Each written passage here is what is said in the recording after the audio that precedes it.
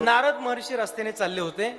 नारायण नारायण नारायण नारायण नारायण श्रीमन्नारायण नारायण नारायण नारायण नारायण नारायण नारायण नारायण. अरे महात्मा जी रुक जाओ, कहाँ भागे जा रहे हो? नारदजी थांबले. समोर बघितलं कोण आहे तर मोठा दरोडेखोर दिसला. का रे बाबा, कशाला अडवलं? सांगितलं या भागातला सगळ्यात मोठा दरोडेखोर आहे. काय पाहिजे तुला? काय तुमच्याकडे असेल सोनं नाणं देऊन टाका.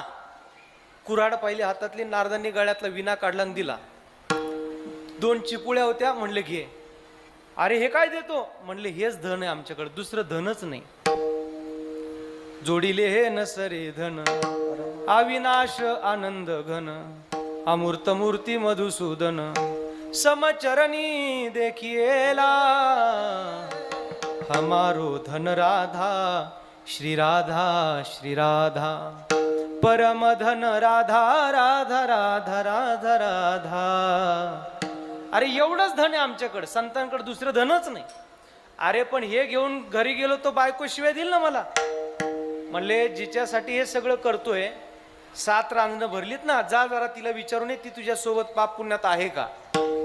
नारदांना झाडाला बांधलं घरी गेला. वाल्याकोळी विचारलं काय ग, तू माझ्या सोबत आहे पाप पुण्यात? बायको म्हणली पुण्यात सोबत आहे, पापात नाहीये. आणि मग याला वाईट वाटलं. पोरांना विचारलं तुमचं कसं काय? पोरं म्हणले बाबा आता बास झालं, तुमचं तुम्ही बघा, आमचं आम्हाला बघू द्या. आणि मग वाईट वाटलं. महाराज पूर्वजन्मी पाप केले ते हे बहु विस्तारिले, विषय सुख नाशिवंत सेविता तिमिर कोंदले, 84 लक्ष योनी फिरता दुःख भोगिले, ज्ञानदृष्टी हरपली दोन्ही नेत्र आंधळी. वाईट वाटलं, पश्चाताप दग्ध झाले आणि नारदांच्या चरणावर नमस्कार केला आणि सांगितलं महाराज क्षमा करा. आणि असा नारदांचा हात होता तो असा डोक्यावरून फिरवला. नारदांनी डोक्यावरून हात फिरवला. साधूचा स्पर्श असा होता महाराज लोखंडाचं सोनं व्हावं. नारदांचा हात स्पर्श झाला आणि भारताचा आद्य कवी एक डाकू झाला. हा सत्संगाचा प्रभाव आहे.